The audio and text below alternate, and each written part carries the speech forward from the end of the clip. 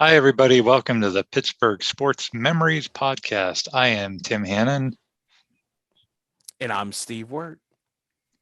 In this episode, it's actually going to be a two-part episode. We're going to cover the top 20 in-game mistakes. And just a little context for this episode. So this is in-game mistakes only. So this is something that happened on the field or in the arena. No Steelers cutting Johnny Unitas or Penguins making a bad draft pick or whatever, not personnel moves. This had to have happened in a game. I also tried to limit this to on the field mistakes, wanted to stay away from coaching mistakes. I feel like coaching mistakes are very subjective. So it's really going to be player mistakes. So sorry, players. And as we go through this, we'll try to look at some of the human side of these mistakes because, we're all humans, we're all flawed. None of us are perfect. We've all been there. We've all made mistakes, and whether we're multi-million-dollar athletes or not, all of us tend to just have our mishaps. So we'll kind of try to look at some of the human side of this as well. A little fun fact teaser for this list. 3 of these top 20 moments actually happened in the year 2021, which is the year we're recording and releasing this episode. So maybe a little bit of recency bias in here. But let's actually kick off with a recent one, and it's our number 20. I blame COVID.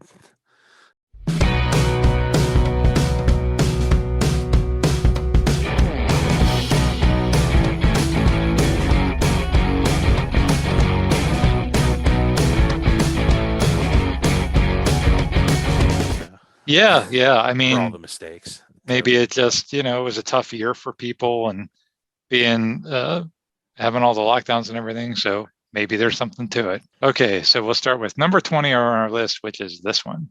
Steelers dead last in the league in rushing. And they start with a horrible snap all the way back to the 2-yard line, and the Browns bounce it into the end zone where they wind up with a touchdown. Of all crazy things, you don't go to the playoffs for 18 years, and that is the way it starts in the first 14 seconds. So the Steelers are playing the Browns in the first round of the playoffs. It's a strange 2020 season for the Steelers. They start 11-0, but they drop 4 of their final 5 games, as I'm sure everyone remembers, again, pretty recent. And Cleveland, meanwhile, they're in the playoffs for the first time in nearly 2 decades. And the last 2 playoff games they were in, they lost to the Steelers. That was in 2002 and 1994. So I think going into that game, no one's really quite sure what to expect. The Steelers' offense had really kind of fallen off of a cliff. And so one thing I remember about that, them getting the ball first was, okay, really important that the offense comes out clicking. Don't have to go down and score a touchdown, but at least maybe get a couple first downs. Just do something to kind of get into the flow of the game. And sure enough, the very first play from scrimmage, Maurkice Pouncey snaps the ball way over Ben Roethlisberger's head. The Browns recover it in the end zone for a touchdown. And the game just gets away very quickly after that. The Browns are up 28-0 by the end of the first quarter. And that's pretty much the end of the night and the end of the season for the Steelers. Pouncey was a great center for the Steelers, played for them for over a decade. That actually ends up being his final NFL game. He announces his retirement several weeks later. Kind of a sad way for him to go out, but I think people always remember him as a great player and won't really remember him for that one moment. And honestly, it's number 20 on the list because it was a pretty big gaffe, and it's just a crazy way to start an NFL playoff game. But I mean, it was the first 3 seconds of the game. The Steelers had ample opportunity to come back from that, and then they couldn't. So you can't really attribute them losing to that play necessarily. Yeah, it was just like once that happened, you had a bad feeling like this is going to be a long day for the Steelers. and it was. I mean, like, and then like just to give up all those points after that, like, is on the defense too. I mean, Ben threw an interception after that. It really snowballed after that, but that definitely was the little snowball that became the giant snowball that was 28 points. But I don't know. It's hard to. I wouldn't blame this loss on that bad snap because there's been teams before that have had a bad start to a game and kind of overcome it.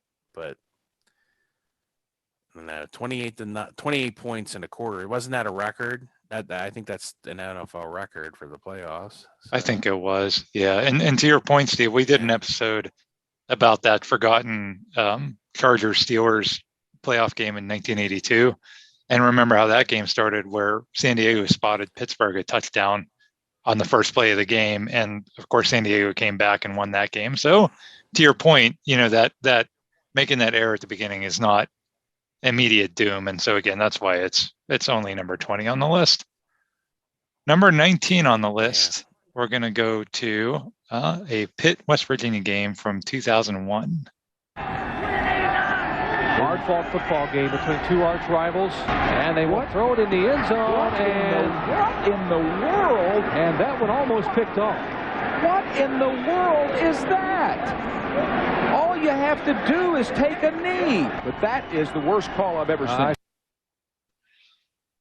Strong reaction on that one. So in 2001, expectations are high for the Pitt football team. They had a pretty good kind of a breakthrough year the year before, but they just have an absolutely disastrous 1-5 start to the season. A lot of people are calling for head coach Walt Harris to be fired, but to his credit, he turns the ship around. They start stringing together some wins, including a blowout against number 12 Virginia Tech. And now at the end of the season, they're actually heading to Morgantown with a chance to qualify for a bowl game, which, at the beginning of the season would have been underachieving, but after starting 1-5, that's a pretty good way to salvage the season.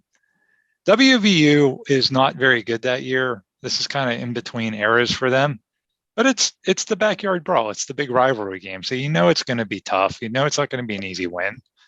And it ends up being a pretty good game. Pitt pulls ahead in the fourth quarter. They have a 6-point lead, and they get the ball back at their own 11-yard line with 5 minutes left. And they actually take the ball and they drive all the way down the field. They eat up the clock, and they clinch the victory in Morgantown. Great win. Great way to end the season. They're going to go to a bowl game now. Well, they have first down at the WVU 4-yard line, and all that's left to do is to just take a couple knees and let the final seconds tick off. Well, quarterback David Priestley walks up to the line of scrimmage and appears to audible, and then flings a pass into the corner of the end zone for RJ English, who was the wide receiver. And Richard Bryant, who's a defensive back for West Virginia, he steps right in front of the pass and he gets his hands on it, but he's not quite able to pull it in. And it kind of deflects off his shoulder pads and harmlessly goes out of bounds. And there's literally nothing between Bryant and the end zone. If he catches that ball, he goes 100 yards the other direction for the game-winning touchdown. And, this is only where it is on the list because he didn't catch that ball, and Pitt ends up winning the game. Pitt ends up going to the Tangerine Bowl and beating Phillip Rivers and NC State in the Tangerine Bowl. But boy, oh boy, I can't believe that almost happened, that they threw that pass. And you can tell from the announcer in that clip, just being beside himself, like, why in the world, when all you have to do is take a knee, would you throw a dangerous pass in the end zone? We did an episode about all the horrific ways Pitt has found to lose football games. And I feel like, Steve, that day it was almost like the universe saying, like, no, like that's just, even for Pitt, that would just be too much. It probably would have been for a lot of us. I remember David Priestley like not being the sharpest quarterback I've ever watched play. Like he always seemed to be some confusion in the huddle, or he would like call a timeout, or like there was always just something like brain like they were just like not a smooth like move with him. Sometimes he wasn't a terrible quarterback, and he was a good college quarterback. And like I said, they beat NC State and Phillip Rivers a couple weeks later. And I think that's the last time Pitt's beat NC State in anything, quite honestly, and almost any sport. So they got that going for them. But Yeah, who was it? Was Nealon still the coach of West Virginia that year, or had they gone to Rich Rod yet? I don't remember. I don't think it was either of those guys. I think they were in between. I think Nealon had retired and Rich Rod hadn't been hired yet, but don't quote me on that. Because Rich Rod's there the next year in 2001.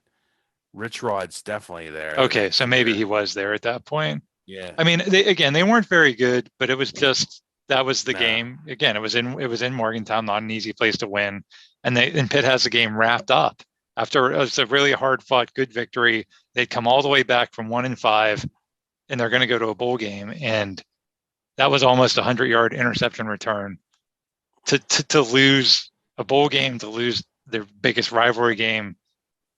Wow. It had to make the list just because it was that close to the biggest disaster ever.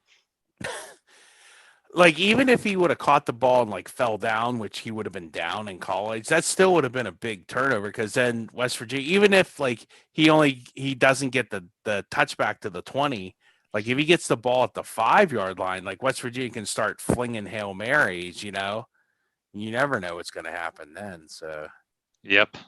Thank goodness he didn't catch it. Yes. All right, number 18 on our list. Let's go to the ice. First penalty, minor penalty, delay of game. Goodness, 3 in a row. Wow. And now the 5-on-3 is back on for 1 minute and 4 seconds.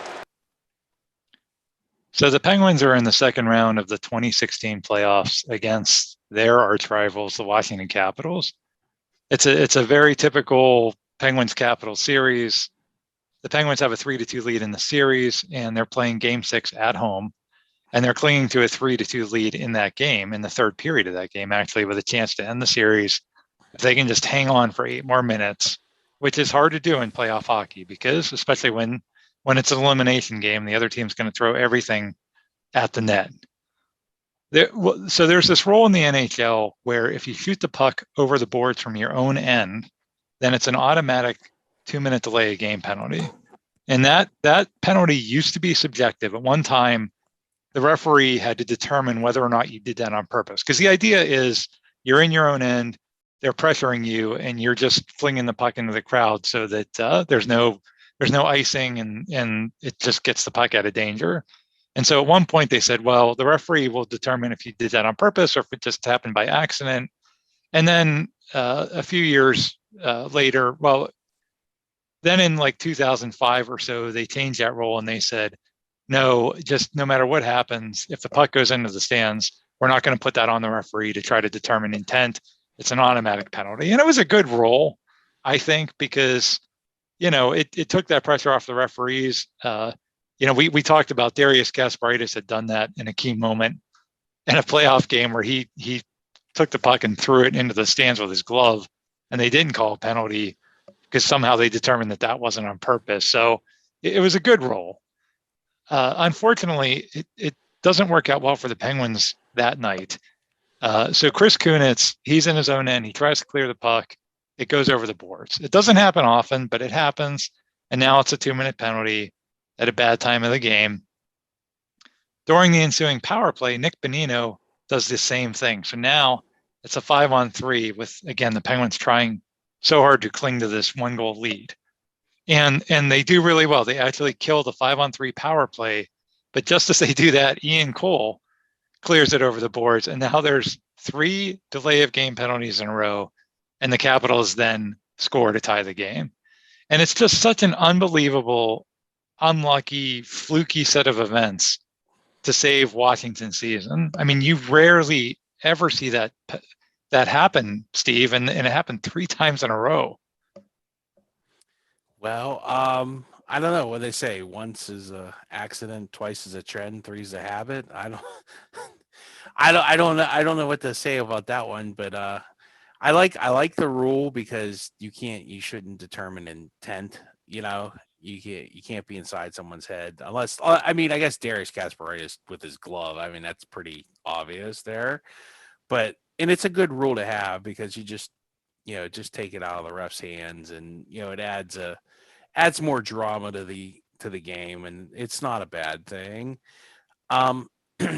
As for that's like you said, like it's like the Penguins buckled down. A lot of other teams would have probably crumbled after giving up that goal. But to the Penguins' credit, boy, they really kind of like pulled themselves out of the fire there. Well, yeah, and we were just talking about the Steelers, the 2020 Steelers not being able to overcome an early mistake, and that's really what made that 2016 team so special. Was they went into the locker room, they were unfazed going into overtime. And then the guy that ends up scoring the goal to end the series was Nick Bonino, who was one of the three guys who had cleared it over the boards. So that I think when they won that game, that's when I thought, boy, this team might just win the cup, because that was such a courageous kind of, not something like that happening and you don't get faced and you still win the game. Yeah, that speaks to the character of your team. All right, so let's go to number 17 on our list. Unfortunately for the Steelers' Dave Smith, weather was not an excuse for a premature celebration on another October night against Kansas City. In 1971, the Steelers are playing the Kansas City Chiefs on Monday Night Football. And this was in an era where Kansas City was representing the AFC in Super Bowls, and the Steelers were not quite the Steelers yet. And so the Chiefs are really dominating the game. They're up 31-9 in the fourth quarter. And the Steelers do get a big play, though. Terry Bradshaw hits wide receiver Dave Smith on a slant pass across the middle of the field. Now Dave Smith, he was really an excellent athlete. He's actually the first ever IUP graduate to be drafted in the NFL. That had happened the year before. And at IUP, he'd played football, basketball, and baseball. So the guy was a really athletic football player. And he's playing pretty well for the Steelers that year, too. He actually ends up leading the team in touchdown receptions in 1971. So on this play, Smith catches that slant pass around midfield, and he just makes a great athletic play to sort of outrace the entire Kansas City defense all the way to the end zone. At around the 3-yard line or so, Smith raises his arms up in celebration. And as he does that, the ball slips out of his hands before he crosses the goal line. And then, sort of to make it look even dumber, he kind of tries to reach his arm back, and then he, like banana peel, slips and falls down. And the ball ends up bouncing into the back of the end zone. And so instead of a touchdown for Pittsburgh, it's a touchback for Kansas City. And that play, it's mostly inconsequential to the results because, as we said, Kansas City was at an insurmountable lead at the time. Steelers were not going to come back from 31-9 at that point. But because it was such a huge blooper, and because it happened on Monday Night Football back then was huge. You only had the 3 networks.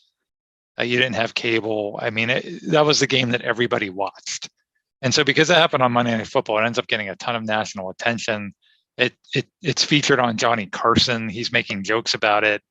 And then for years and years after that, every single Monday Night Football retrospective, including that clip I played at the beginning there, always relived that play. That was always one of the moments in Monday Night Football history.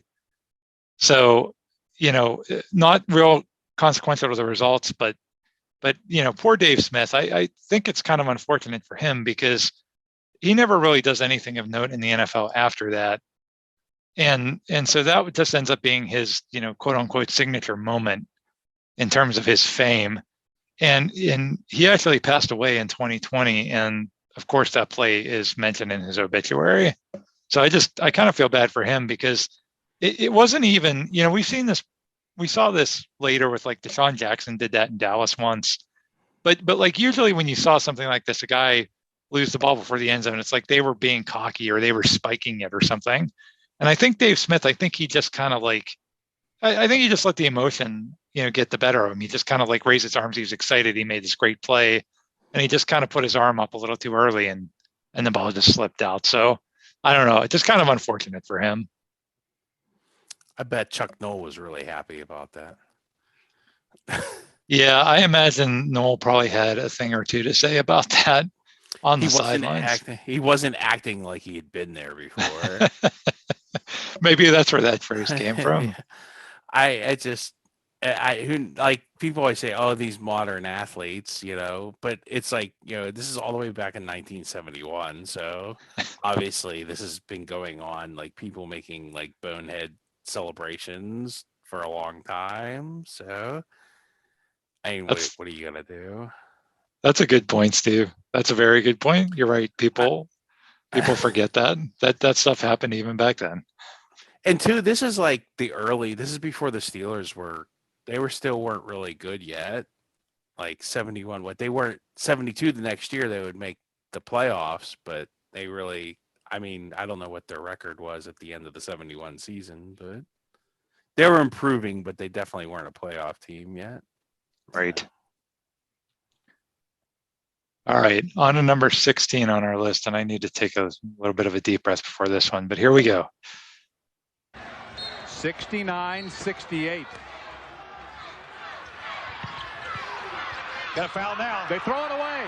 Elamine down the lane, spinning against Greer. The shot, good! Elamine scores with 2 seconds to play. What a win! What a win by Connecticut! So this is December 12th, 1998. Pitt's playing Connecticut, who at the time is the #1 team in the country in college basketball. And they will ultimately go on to win a national championship that year. They're playing them at the Fitzgerald Fieldhouse in Oakland. Ralph Willard is the Pitt coach. He's in his 5th season. And Willard hadn't really done a lot with the team at that point, but that year it's finally starting to show some promise. They start the season 7-1, and they have upsets against 2 ranked teams, number 13 Xavier and number 4 Kentucky, who was the defending national champions at the time.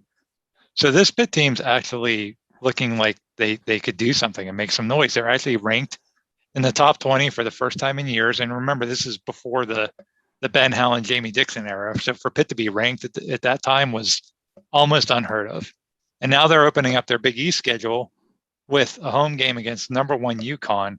And it looks like they're going to pull off another huge upset. They really outplay Connecticut for most of the game.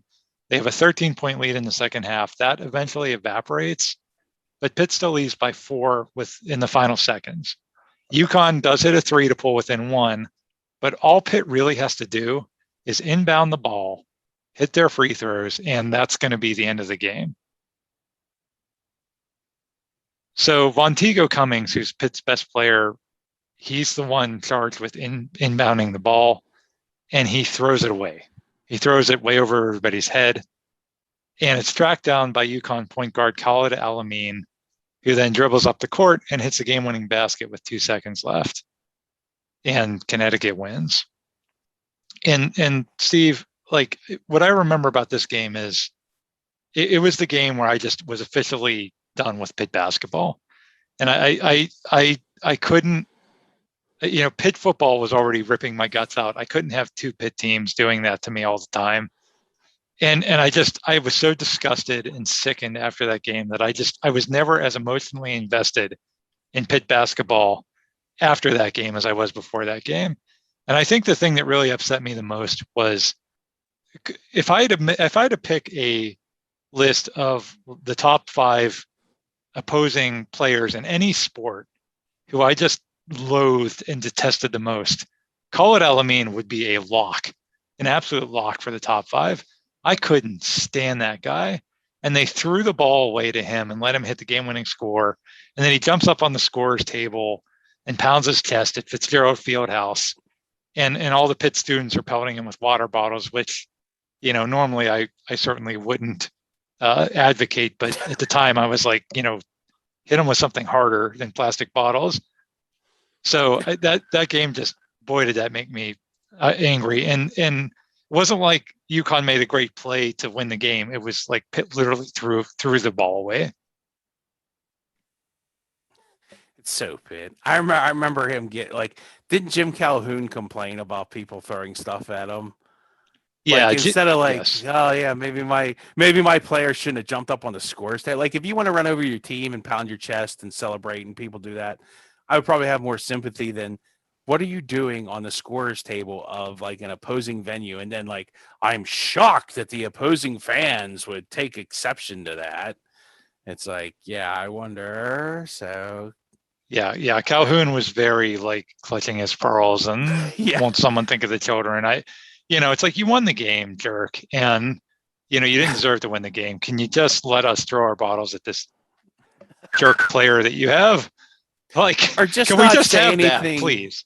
or just not say anything about it. Just like, oh, it was a great win, and we celebrated and whatever. And it's just, yeah, it's just the whole. I never quite got that by Jim Calhoun. Like, I guess he was trying to stand up for his player, but whatever. Whatever. Boo-hoo. Anyway, Well, Pitt. Years later, Pitt did get the last laugh, I guess, kind of. Yeah, sort of. When they beat UConn in the championship game, so. Well, that season, Pitt never recovers. They finished the season under 500, and Ralph Willard is fired after that year because, why People were not? stealing stuff. Yes. Was he the guy who got fired? So I forget the player who was stealing stuff. That was on one of our podcasts. I mentioned that. Yes, we had a burglar on the team. That's a true story. I do feel kind of bad for Vonteego Cummings. He was a really good player. He actually ended up being a first-round pick in the NBA, and he was a real good player during a time when Pitt was just a bad program. So it kind of sucked that he was the one that made that mistake. But again, you play for Pitt, and that's what happens. All right, number 15 on the list. Gopher's kick is short. Coming up to get it is Foster. That's a free ball. That's a free ball. And the 49ers get a touchdown. I haven't ever seen that before in 30 years of football. You always talk to people about it. You warn them about it.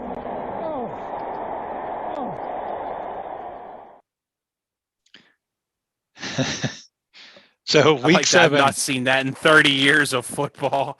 Yes. Great. And the pain. That was Bill Walsh, the legendary 49ers coach, who was talking there. Yeah. He was announcing the game. Wow. And Bill Walsh hasn't seen it in 30 years. Wow, that's impressive. Right. Yeah. And you could hear like the pain in his voice. Like, mm-hmm.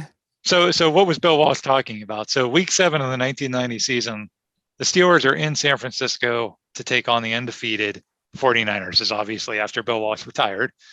Niners are 2-time defending Super Bowl champions. So the Steelers, are sort of mediocre back then. Niners are really good. Steelers can't afford to make any mistakes on a road game against a team that's undefeated. And the Steelers are actually in the game in the second half. San Francisco's up 10-7, but the Steelers defense has been playing really well. They've held Joe Montana and Jerry Rice in check. They actually intercepted Montana twice in the first half. And San Francisco kicks a field goal to make it 13-7, but that's still manageable. It's a 1-score game. That's a good spot to be in against a team like this on the road. So after they kick that field goal, the 49ers kick off back to the Steelers, and back deep for the Steelers is a rookie running back named Barry Foster. He's back to return the kickoff. And the ball kind of goes over his head to the side, and Foster just stands there and lets it bounce at the 5-yard line. And basically what he's doing is he's treating it like it's a punt, but it's not a punt on a kickoff. That's a live football. And the Niners pounce on it as Foster's just standing there watching, and they open up a 2-score lead. And at that point, the Steelers are done. They're not going to overcome that. And San Francisco ends up winning the game pretty handily. And, the 49ers that year have one of the greatest teams in NFL history. Their great dynasty is at its peak. And the Steelers have Bubby Brister and an offense that hadn't scored a touchdown until October of that season. So probably the Steelers aren't going to win this game anyway. But, again, it was a manageable score at that point. And that play really just turned things.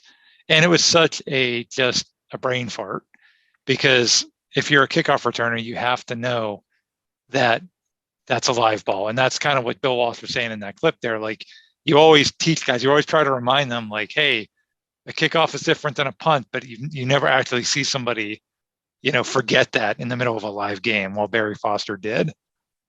Steve, you mentioned Chuck Noll being upset about Dave Smith 20 years earlier. That they asked Chuck Noll after the game what happened on that play, and Noll's quote was, quote, "What happened? We screwed up good is what happened." And Foster actually ends up riding the bench for the next 2 years under Noel. I mean, Noel never really forgave him for that, but he did get a second chance under Bill Cowher when Bill Cowher took over in 1992. And Foster ends up having a record-setting season in 92. I think he still holds the record for rushing yards in a season by a Steeler. So Foster overcame that and came back and, had some good years for the Steelers after that, at least. Yeah, it's just like he literally thought it was a punt. That's what happened. And I mean, I think that's part of probably what drove Chuck Noll to retirement, because he just couldn't. I mean, he couldn't relate to the players anymore.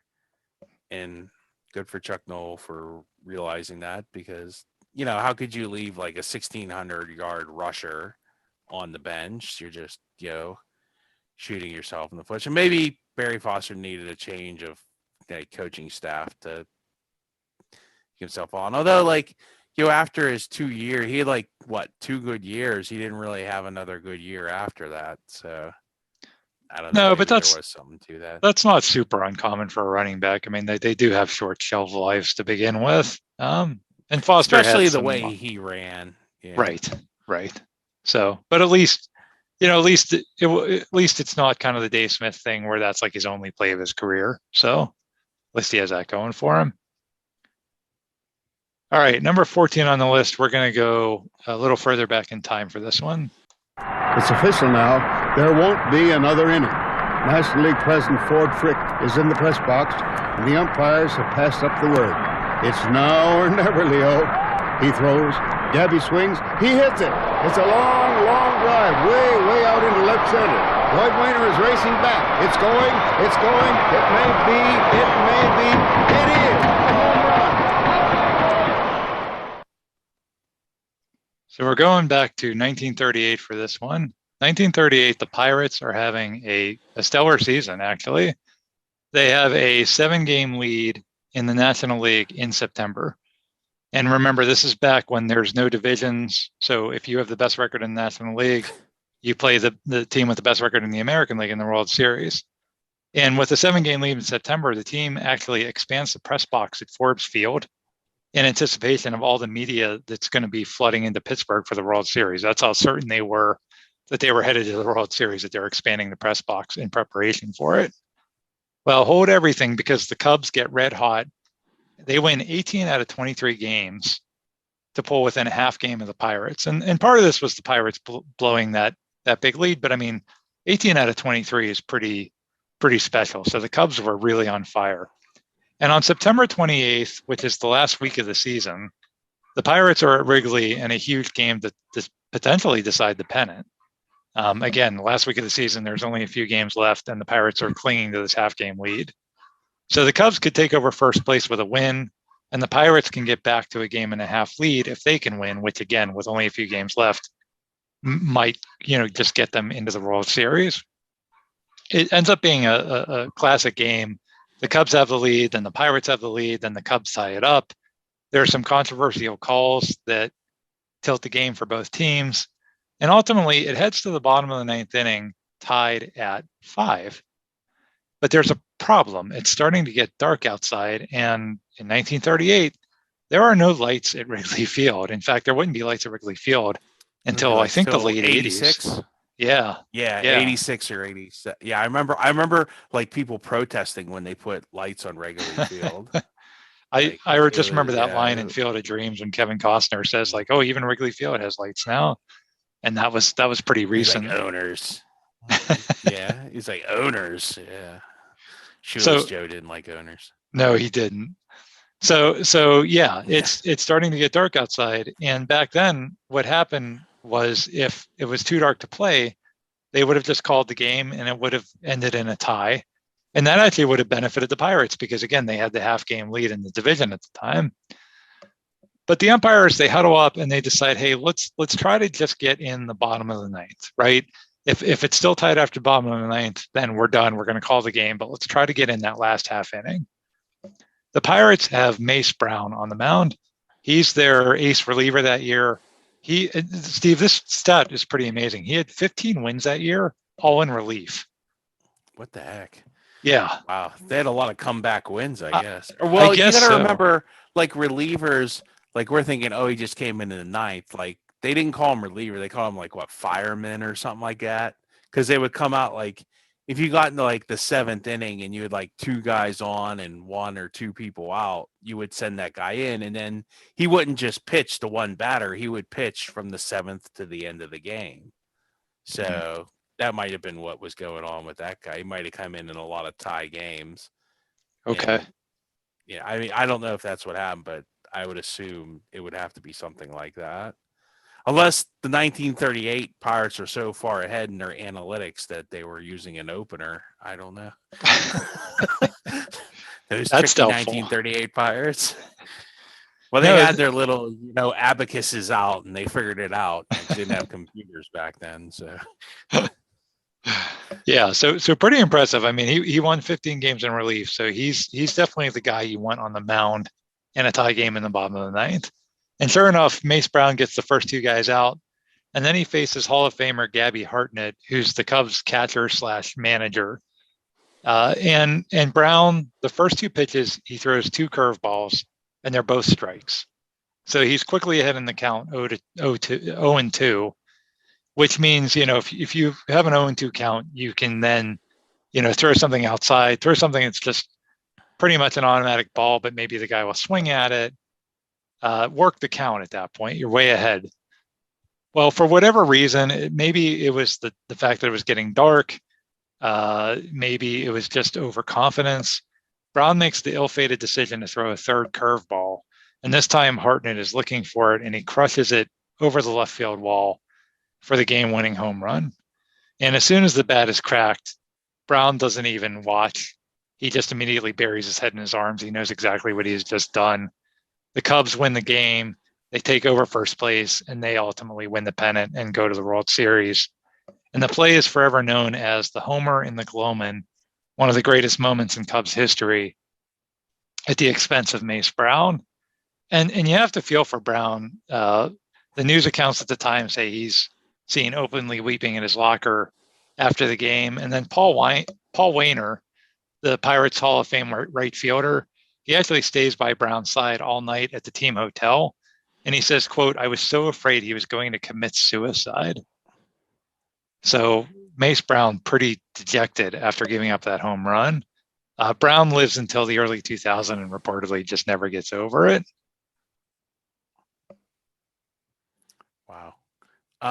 Yeah, that's crazy. I've never heard that story before, which it's pretty impressive. But yeah, 1938. Wow. And who won the World Series that year? Do you know? Because it wasn't the Cubs. We know that. Right. I think it was the Yankees. Take your homer. 38. Maybe the Dodgers didn't win till the 50s, right? Yeah. Well, the Dodgers were in the National probably League. I'm pretty sure it was the Yankees.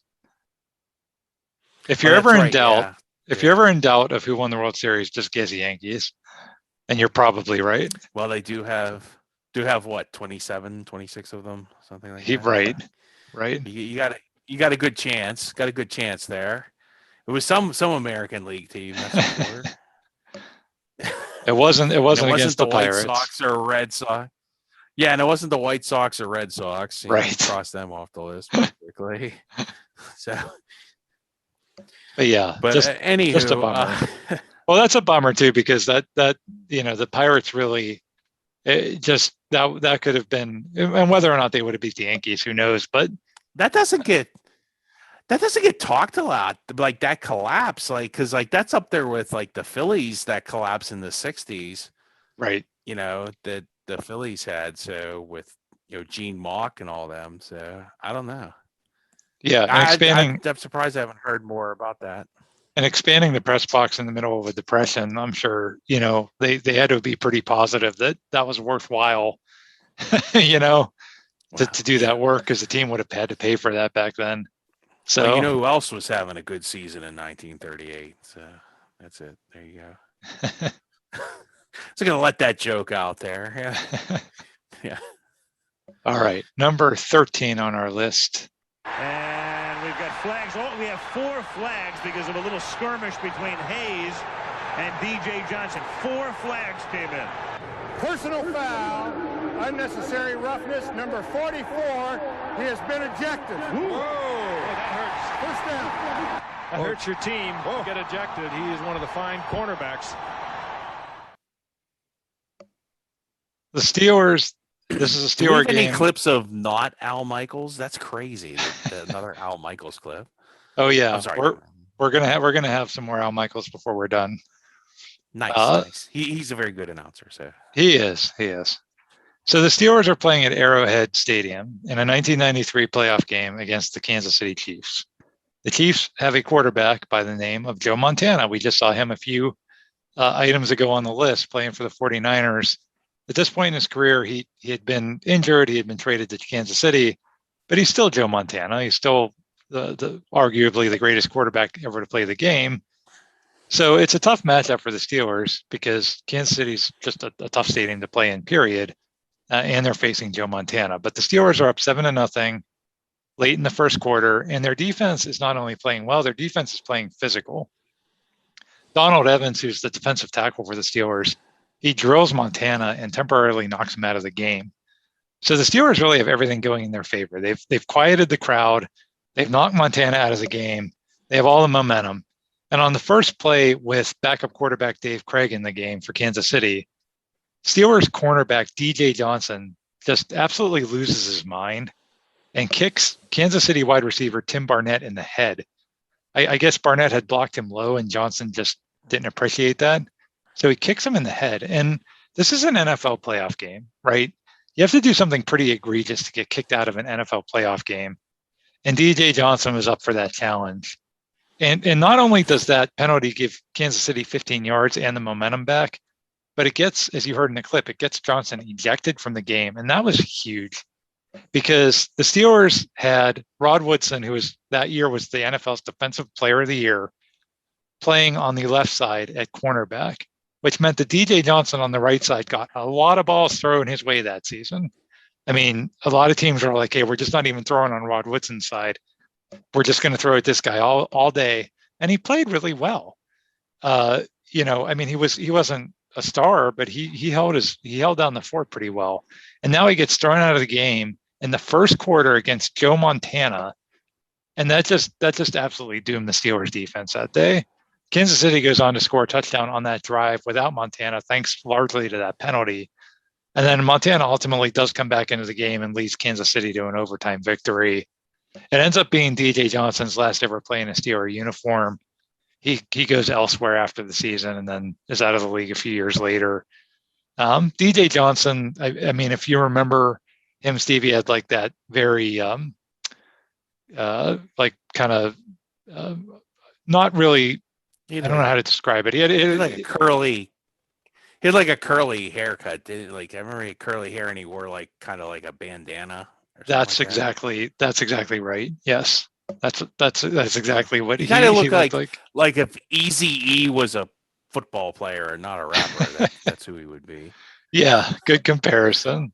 And he wasn't a bad player at all. But boy, that was such a bad move to get kicked out of a playoff game against Joe freaking Montana when you really needed your entire defense I think there. Didn't Montana complete like a 4th and 7 too against his backup? And they blocked, like there was a punt. Mark Royals had a punt blocked. Right. Like a lot of other stuff did happen in that game. And like my personal memory is I remember like going out with my mother and my sister and they went shopping and we went to the, where Lowe's is in Bethel Park? Like we're in that, it used to be in Ames way back when, I think. And like, we're in that parking lot and I was listening to that game on the radio and like, it was the old, who's the old announcer with Myron Cope before? Jack Fleming.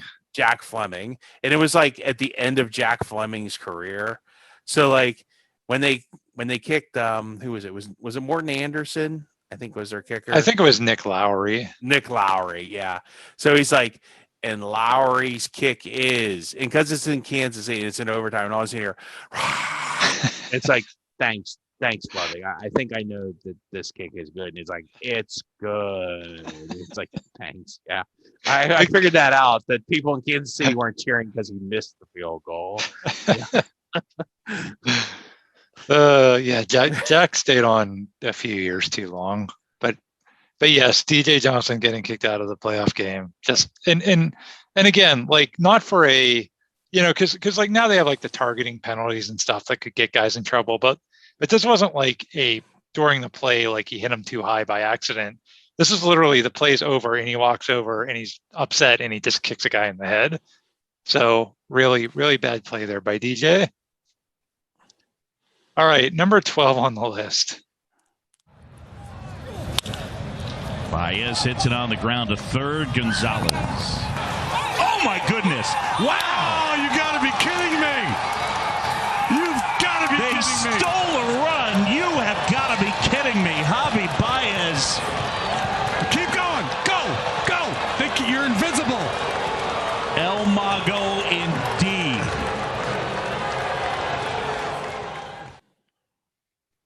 So Pirates versus Cubs again, this time 83 years later. In May of 2021, the Pirates are playing the Cubs at PNC Park. It's the top of the third inning. Cubs have a guy on second, and there's 2 outs. I just want to repeat, there are 2 outs. Javi Baez is at the plate for the Cubs. He hits a grounder to third. Third baseman throws it to Will Craig, the Pirates' first baseman, and that should seemingly end the inning. Now, to be fair, the throw is a little off the bag, so Craig doesn't have his foot on the bag when he catches it. He has to take a step off, but he still catches it. He still has plenty of time to just move 2 feet to his right, touch first base, and end the inning. In fact, Baez makes it really easy for him because he turns around and starts running back towards home plate. And that's when Craig makes the dubious decision to start chasing Baez. Why does he do this? I don't know that we'll ever know the answer to that, but it's probably the first ever first base to home plate rundown in the history of Major League Baseball. Because all you have to do at first base is touch first and the guy's out. But Craig chases him, and as he's doing that, the runner from second comes all the way home. So then Craig, seeing that, attempts to throw to the catcher, but it's too late. That guy scores, and now Baez turns around. He's running back towards first, and since Craig was busy chasing him, there's no one to cover first. The pitcher tries to cover it. He's too late. The ball goes into the outfield. Baez eventually ends up making it to second. Just an absolute embarrassment of a play. And, you might be saying, hey, this was the third inning of an inconsequential game during a season where the Pirates were lousy. I mean, you have this number 12 on the list. I mean, it's above them blowing the 1938 pennant. Don't you think number 12 maybe is a little high on the list for this play? And my response to that would be, no, I don't think it's too high on the list. Because this is just totally indicative of where the Pirates are as a franchise right now. They have an owner who for 2 decades has taken this team, has filled it with cheap talent, trying to squeeze out as much profit as possible, totally just hosed over anybody that's a fan, anybody that would invest any kind of passion in the team. And this is the end result of that. The end result is the Pirates are employing somebody as their first baseman who literally doesn't know the rules of the game he plays, because that's where we are as a franchise. And, it doesn't matter because fireworks and bobbleheads and PNC Park in the summertime. So people just keep coming back and supporting this trash. And Bob Nutting gets to make lots of money. And then we end up with a first baseman who can't play first base, and it's a joke. And anybody that grew up, actually caring about this team and rooting for this team and loving this team, you can't ever like them again, because this is what they are now. A team with a first baseman. A little league player would know to step on first base there, but Will Craig doesn't, because Pirates. So no, it's not too high on the list. Well, Will Craig isn't a rookie, so I guess that. And I'm assuming he's been playing baseball for a long time. Fun facts. You want some fun facts? Sure. If Javi Baez on his way back to home plate would have crossed home plate, he's out. The guy who, and I'm putting air quotes around, scored from third, that run doesn't count until Javi Baez reaches first base safely. So that guy could literally stand up and down on home plate, the guy from third, and jump up and down and touch home plate with his hands all he wants. It doesn't count. All you have to do is step on first base. You don't even – he could have ran and, like, stood in front of home plate, like in front of Javi Baez, and, like, waited for the pitcher to cover first and then let Javi Baez run by him and throw the ball to first, and the run still wouldn't have counted. So – there's a lot going on that's wrong with that play. And I've seen like 7 and 8 year olds and 9, 10-year-olds make that play, but I've never seen like high school or 11, 12-year-olds even make, like, even they just would have stepped on first. It's one of the more ridiculous brain farts I've ever seen in my life. It really is. And I mean, you can blame the whole, but I've seen other teams. And just to wrap this up with a bow, Javi Baez later in this season forgot how many outs there were himself and just kept running and got doubled off at first and didn't even make an attempt to turn around and go back to first. So, I mean, maybe this is a baseball problem, but at some point, don't you got to start fining people? Because, like, the Pirates started making, like, a lot of defensive errors. And, like, as a manager, you have to, like, have some accountability, you know? And I don't know. I don't know what to say. Maybe their baseball's union so strong you can't do it, but it's definitely upsetting that like they don't even know the rules. So, and what's the point? What's the point? I mean, you fine them or you go get a new first baseman. I mean, who cares? It's the same. It's the same thing every year. It's mediocre at best baseball with the cheapest payroll possible, and you just more money in Bob Nutting's pocket. I mean, what's the point? Well, I will say this, like they do have 3 or 4 guys, and this is 2021, that aren't too bad on that team. Now, 1 or 2 of them are probably trade bait, but there's 2 younger players, Cabron Hayes and I would say Brian Reynolds, are pretty good. And they could build around them for the future. So, but how many times, like we said that with Neil Walker and Andrew McCutchen. We said that with, Jack Wilson and Brian Giles. We said that with, I don't know, Francisco Cabrera and, whoever else was on that team, or not Cabrera, Cordova or whatever, you know what I mean? You could go back like 20 years and keep naming 2 or 3 players they had. But at least with, like, I would say with McCutchen and Walker, they got some mileage out and they went to the playoffs like three years in a row. So I don't know. I don't know what to tell you. Yeah, it's not like the Cubs have. It's not like the Cubs have won. The Pirates have won more World Series in the 100 years than the Cubs have. So take that for what it's worth. Well, Cabrian Hayes will be. And the Cubs have way more money. Yeah, Cabrian Hayes will be great in a Yankees uniform in 5 years. That's all I know, because that's what always happens. Oh, okay. I mean, the Marlins have won more than the Cubs have as far as like World Series. So I don't know what the. I mean, I don't know what the. Like, you can complain about the Pirates all you want, but there's big money teams that don't do much better. The Anaheim Angels or California Angels or whatever they're called this week spend a crap ton of money, and will they have 1 World Series? I bet they have a guy that knows the rules of first base. Yes. I'd be willing to bet that. Yeah, this play should be relived forever. It's just to your point about, like, you still could have got him out after all that. Well, that's what it's just unbelievable. Part is, like, just to chase him. Like, I just would have stood there, like, and let him run, and like just stand there and like 2 feet away, like literally walk 1 footstep away and let him run. I just sit there and watched him. That would have been the best thing to do, and just like let him run around like an idiot. And when he starts to come back, just stare at him. Yeah, you would waste everybody's time. I'm just gonna stand there until you make up your mind and let you run yourself ragged, and that would have been the best thing to do. Yeah, but that would require Will Craig actually knowing, how to play his position. Well, he so. panicked. He obviously panicked. And then he really panicked when he saw the guy come home and touch home plate and not realize that rule did confuse me for the longest time. Like, I could never remember like when people would score and when it count until somebody explained it doesn't count until you're safely at first.